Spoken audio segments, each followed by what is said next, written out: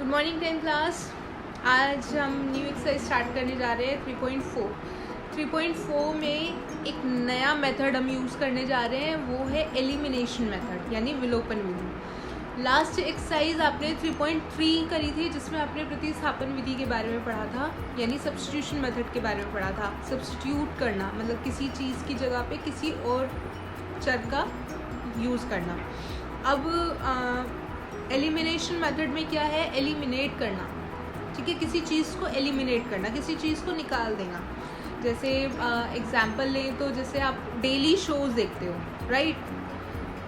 जैसे big boss आता था, सबका फेवरेट था बिग बॉस, ठीक है। बिग बॉस में क्या होता था कि एवरी वीक हर एक कंटेस्टेंट जो है वो एलिमिनेट हो जाता था, ठीक है, एक बाहर हो जाता था। ऐसे ही इसमें क्या करेंगे, इस मेथड में जब हम इसको इक्वेशन में यूज़ करेंगे तो इसमें एक चर जो है एलिमिनेट कर देंगे, जिसमें एक चर की वैल्यू हमें मिल जाएगी, दूसरे चर की हमें वैल्यू मिल जाएगी। उस दूसरे चर से हमने जो एलिमिनेट किया था उसकी भी वैल्यू आ जाएगी, राइट?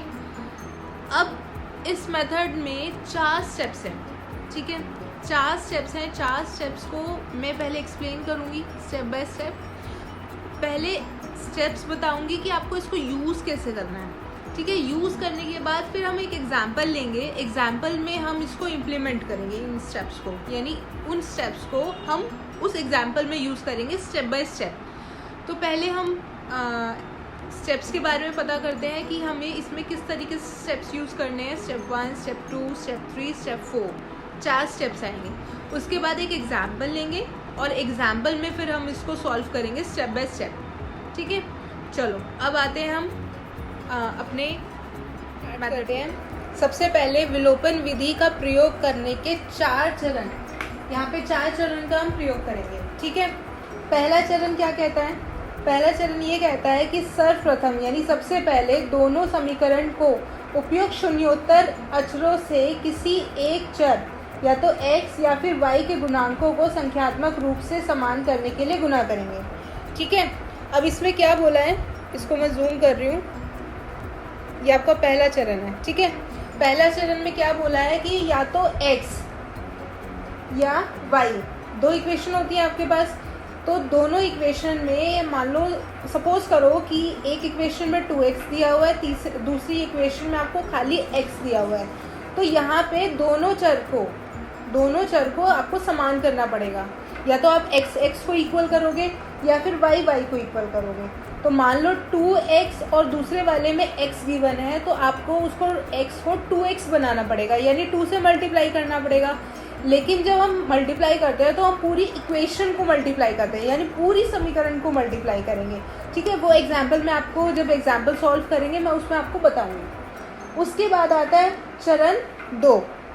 चरण 2 में क्या आपको बताया है कि अब एक समीकरण को दूसरे में या तो जोड़ा जाए या घटाया जाए। जब हमारे पास एक चर या तो x की वैल्यू आपने दोनों इक्वल करी हो, या y वाले उसके कोफिशिएंट को आपने गुणांकों को इक्वल कराओ, ठीक है।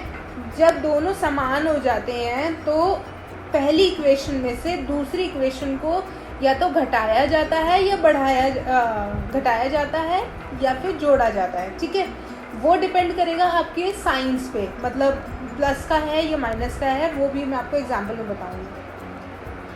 जब जोड़ने या घटाने के बाद एक चर बचता है, एक चर जब बचता है तो हम तीसरे चरण का प्रयोग करेंगे। तीसरा चरण क्या कहता है? अभी ये जो 2 पॉइंट है ना, ये वाले 2 पॉइंट अभी रुक जाओ, इसको अभी मैं समझाती हूँ।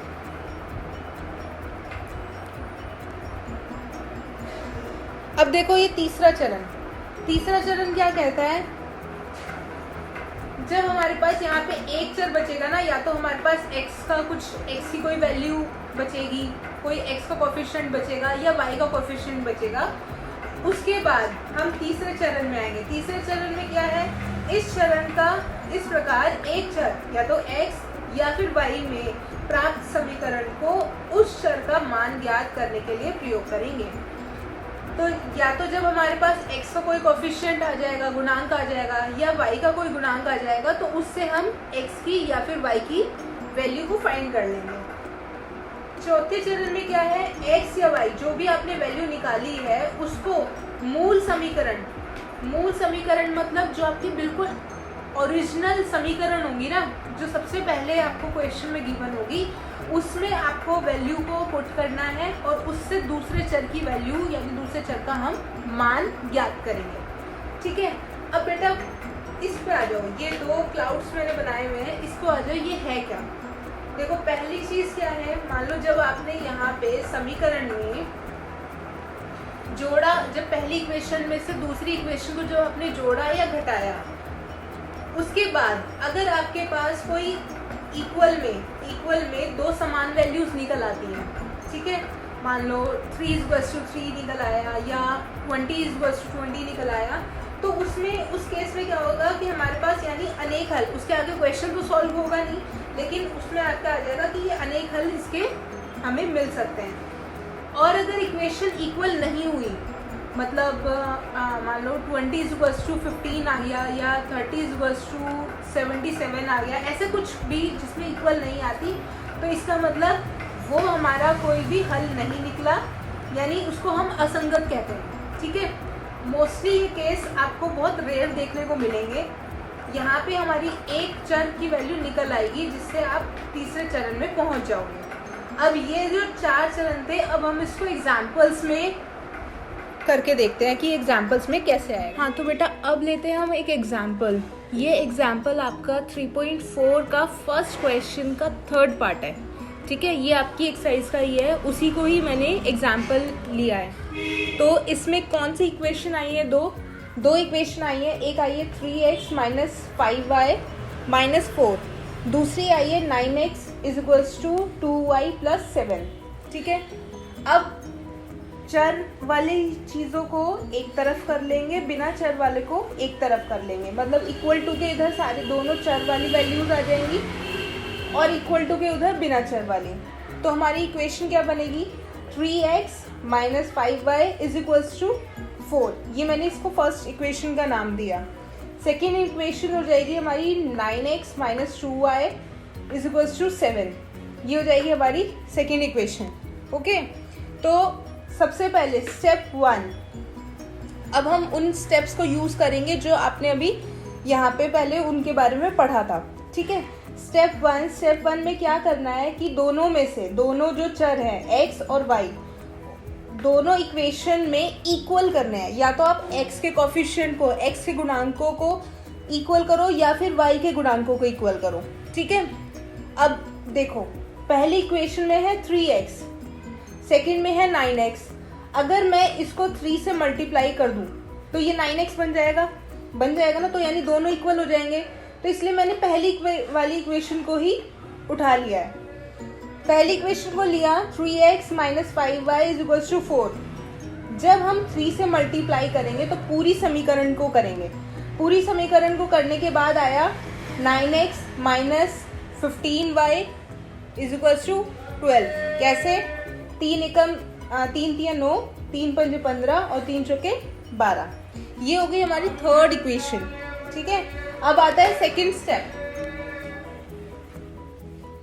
सेकंड स्टेप में क्या है, सेकंड स्टेप में आपको क्या करना है कि जो आपकी पहली इक्वेशन थी ना ये वाली, इसमें से दूसरी इक्वेशन को घटाना है। ठीक है, कैसे घटाएंगे इस चीज को देखो, मैं इसको थोड़ा सा जूम कर रही हूँ। देखो 9x माइनस 15y और इज इक्वल्स टू 12, ये कौन सी थी जो हमने गुना करने के बाद इक्वल बनाई थी। ठीक है, ये अब 9x minus 2y is equals to 7, ये हमारी दूसरी इक्वेशन थी। इसमें से इसको जब घटाएंगे तो सबके साइन बदल जाएंगे, मतलब जो प्लस का है वो माइनस का हो जाएगा, जो माइनस का है वो प्लस का हो जाएगा और जो प्लस का है वो माइनस का हो जाएगा। ठीक है, अब जब ये प्लस का 9x है, ये माइनस का 9x है, दोनों कैंसिल हो जाएंगे। ये कैंसिल होने के बाद अब यहाँ देखो बड़े वाली डिजिट कौन सी है, 15। बड़ा नंबर कौन सा है, 15। 15 के साथ साइन कौन सा है, माइनस का, और 2 के साथ कौन सा साइन है, नीचे यहाँ ये रेड वाला +2। ठीक है, तो जब इसको हम करेंगे तो ये आएगा -13। जो बड़े के साथ साइन होता है ना बेटा, जो साइन बड़े डिजिट के साथ होता है हम उसी को लगाते हैं, ये याद रखना, ठीक है। उसके बाद 12 माइनस 7, 12 में से 7 गए 5, साइन कौन सा आएगा, जो बड़े के साथ है, बड़े के साथ कौन सा है, प्लस का, ठीक है। तो यहाँ पे 5 के साथ भी क्या आ गया, प्लस का साइन आ गया। उसके बाद अब यहाँ पर देखो, जब मैंने आपको बताया था कि जब हमारे पास एक चर बचेगा, मैंने आपको सेकंड स्टेप में बताया था कि जब एक चर बचेगा तब हम तीसरे चरण में जाते हैं। यहाँ पे हमारे पास y का चर बचा है, ठीक है। तो यहाँ से हम y का मान निकाल सकते हैं। ये यहाँ पे -13 मल्टीप्लाई में है तो इधर जाके डिवाइड में चला जाएगा, तो y का मान क्या आ गया, -5/13, ठीक है।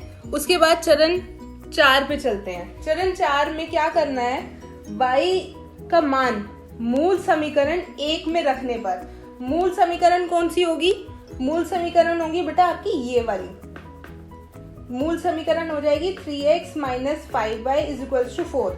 या तो आप इसमें रखो या इसमें रखो, दोनों में से आप किसी में भी रख सकते हो, लेकिन कैलकुलेशन इजी करने के लिए मैंने इससे छोटे वाली समीकरण में इसको रखा है। जब हमने इसको रखा तो ये आया आपका 3x - 5y = 4, ठीक है। अब मैंने यहाँ पे y की वैल्यू पुट कर दी है। अब देखो, इसमें जब पुट कर देंगे वैल्यू 3x - 5y = 4, तो इसमें जब मैंने वैल्यू पुट करी तो ये आया 3x - 5, y की जगह मैंने y का मान पुट कर दिया। y का मान क्या था, -5/13, तो उसका मैंने वैल्यू पुट करी। वैल्यू पुट करने के बाद यहाँ पे आ गया =4, 3x, अब माइनस माइनस प्लस हो जाता है, प्लस 5 को 5 से मल्टीप्लाई किया, 5 पंजे 25/13 =4, ठीक है। ये यहाँ प्लस में था, इधर जाके माइनस में हो जाएगा। तो कैलकुलेशन करने के बाद ये आया, ये मैंने एलसीएम लिया, एलसीएम लेने के बाद माइनस किया, माइनस करने के बाद ये मेरे पास आया 3x = 27/13। अब ये 3 यहाँ पे मल्टीप्लाई में है तो यहाँ जाके डिवाइड में जाएगा। डिवाइड में जाने के बाद ये यहाँ से कैंसिल हुआ, 3 में 27, ठीक है, 27। तो यहाँ पे कैंसिल हुआ, कैंसिल होने के बाद आ गया 9/13, x की वैल्यू आ गई 9/13। तो आपके पास दोनों मान निकल आए, x आ गया 9/13 और y आ गया -5/13, ठीक है बेटा। क्वेश्चन आपका ये हो गया सॉल्व। इसी तरीके से आपको 3.4 पूरी सॉल्व करनी है। उसके जो भी डाउट होंगे आप मुझसे पूछ सकते हैं, ठीक है।